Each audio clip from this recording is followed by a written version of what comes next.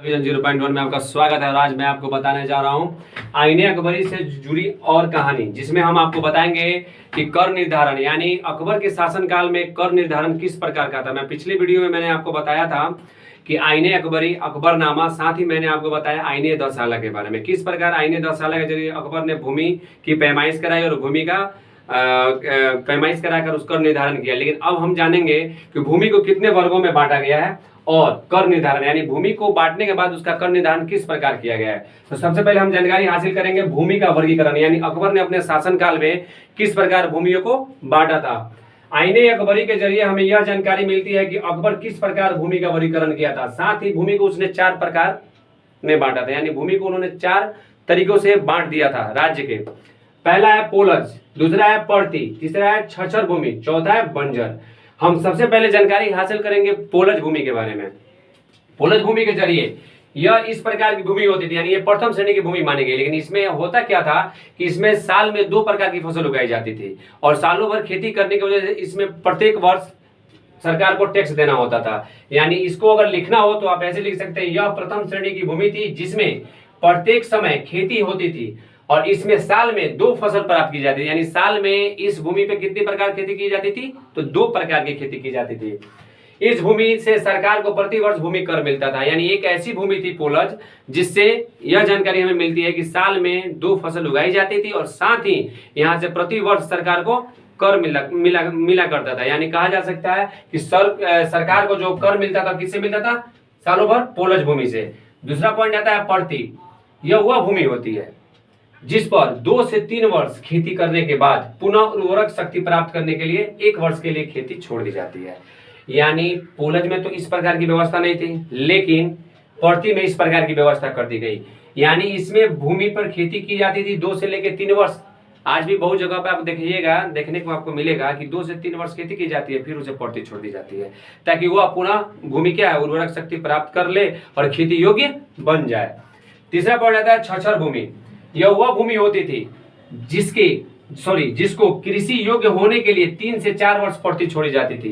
कुछ भूमि ऐसी होती थी उस समय जिनको उर्वरक शक्ति प्राप्त करने हेतु साथ ही कृषि योग्य बनाने के लिए उसे 3 से लेकर 4 वर्ष के लिए क्या कर दिया जाता था, पर्ती छोड़ दिया जाता। नहीं, पर्ती का मतलब होता है कि उसमें किसी प्रकार की फसल नहीं उगाई जाएगी, वो बंजर मतलब खाली रहेगा और उसमें फसल नहीं होगा, जिसकी वजह से क्या होगा कि वह भूमि धीरे धीरे क्या होगा, नाइट्रोजन को माने प्राप्ति करेगा और नाइट्रोजन से ही क्या होता है, फसल का माने उर्वरक शक्ति मजबूत होती है। इसलिए इसको 3 से 4 वर्ष छोड़ दी जाती थी। अब आता है चौथा बंजर भूमि। यह सबसे निम्न कोटि की भूमि होती थी। बंजर भूमि कैसी भूमि होती थी, सबसे निम्न कोटि, जिसको 5 वर्षों के लिए खाली छोड़ दिया जाता है। यानी इसमें समझिए कि नाम मात्र की खेती की जाती थी। 5 वर्षों के लिए पर्ती छोड़ दिया जाएगा और तब कहीं ना कहीं इसमें एक बार खेती की जाएगी, फिर 5 वर्षों के लिए छोड़ दिया जाएगा। यानी इन 4 भूमि का जो वर्गीकरण अकबर ने अपने शासनकाल में किया था, इसमें यह जो भूमि है एक तरह देखा तो उपजाऊ भूमि कहा जा सकता है आज के दौर के लिए, मैदानी भूमि जिसमें हमेशा फसल उगाई जाती है। दूसरा कि इसमें फसल होती थी लेकिन कुछ पलों के लिए इसको खाली छोड़ दिया जाता था। तीसरा, कृषि योग्य बनाने के लिए भूमि 3 से 4 वर्ष पर्ती छोड़ी जाती थी। चौथा, इसमें क्या होता था कि इसको 5 वर्षों के लिए छोड़ दिया जाता और 1 साल खेती की जाती थी।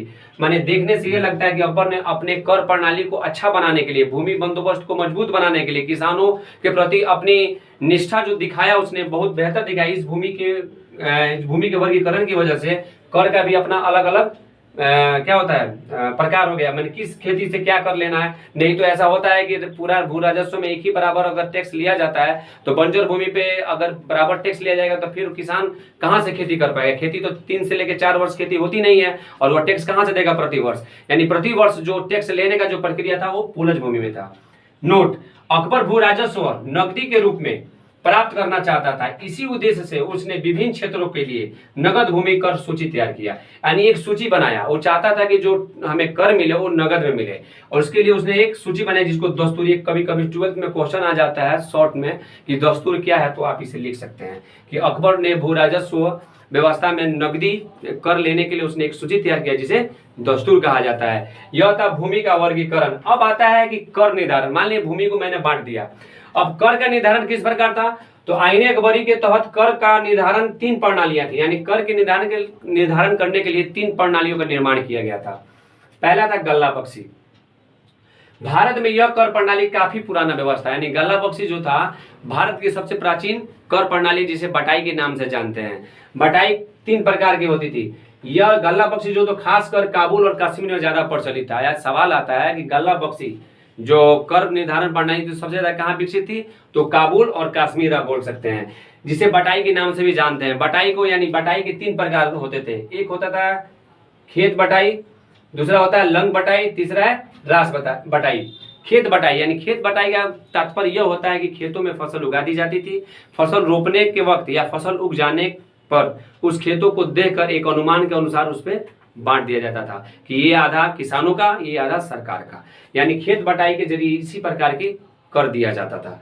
लंग बटाई, अब खेत बटाई में तो फसल सहित आपने बांट दिया, लेकिन लंग बटाई में होता था कि फसल को काटने के बाद खलिहान में लाया जाता था और बिना भूसा निकाले, भूसा मतलब बिना उसको अनाज को पीटे हुए चाहे दौनी किए बिना, उसे क्या कर दिया जाता था, बोझा, जो आज देखे होंगे, जो आज भी प्रचलन है कि बहुत जगह बोझा ढोकर लाया जाता है और उसमें से आधा टैक्स दे दिया जाता है, मतलब निकाल के दूसरे को, जो बटाईदार जो बोए रहते हैं उनको दे दिया जाता है और बाकी अपने पास रख लिया जाता है। तो लंग बटाई में भी इस प्रकार की बटाई की जाती है, यानी खलिहान में लाया जाएगा और फिर वहां से उसको बांट दिया जाता है बिना भूसा निकाले। फिर आता है रास बटाई। रास बटाई आज भी क्या होता था कि मान लीजिए आज भी हम देखते हैं परिवार में अगर संयुक्त परिवार है और परिवार धीरे धीरे अलग हो गया है, तो जब खेत कोई एक व्यक्ति रोकता है तो फसल काटता है, फिर उसको धौनी करता है चाहे पीटता है, फिर अनाज निकलता है, तो फिर अनाज को इकट्ठा कर दिया जाता है और उसके बाद उसको आपस में बांट लिया जाता है। उसको रास बटाई कहा जाता है। रास बटाई अगर कोई पूछे तो आप बोल सकते हैं कि अनाज को निकालने यानी फसल से अनाज निकालने के तत्पश्चात जो बटाई की जाती है उसे रास बटाई कहते हैं। लंग बटाई किसे कहते हैं, तो सिंपल में बोल सकते हैं लंग बटाई वैसी बटाई होती है कि फसल काट कर खलिहान में लाया जाता है और बोझा सहित बांट दिया जाता है। और खेत बटाई का अर्थ होता है खेत में फसल रहते युक्त ही उसे बांट दिया जाता है, उसे खेत बटाई कहेंगे। अब आता है जब्ती, इसका दूसरा पॉइंट बटाई का कर का। इस प्रक्रिया में किसान और सरकार के बीच एक समझौता होता था। नहीं, जब्ती में किसान और सरकार के बीच एक समझौता होता था और मोटे तौर पे फसलों का क्या किया जाता था, मुआयना किया जाता था। मुआयना करने के बाद 3 वर्ष या उससे अधिक समय तक प्रति बीघा प्रति वर्ष के हिसाब से लगान निश्चित की जाती थी। यानी एक समझौते के तहत 3 वर्षों के लिए प्रति बीघा प्रति वर्ष टैक्स के रूप में ले लिया जाता था, चाहे फसल हो या न हो। यह ज्यादातर लोगों को, किसानों को पसंद आया था यह जब्ती कर प्रणाली, खासकर इसीलिए यह भारत में बहुत जगह लागू था, जिसको मैंने लिख दिया है। बिहार, इलाहाबाद, मुल्तान, अवध, आगरा, मालवा, दिल्ली यानी दिल्ली, लाहौर, अजमेर, गुजरात, इन क्षेत्रों में जब्ती कर प्रणाली थी। ठीक है, और ज्यादातर काबुल कश्मीर में इस प्रकार की प्रणालियां थी। अब आता है नस्क।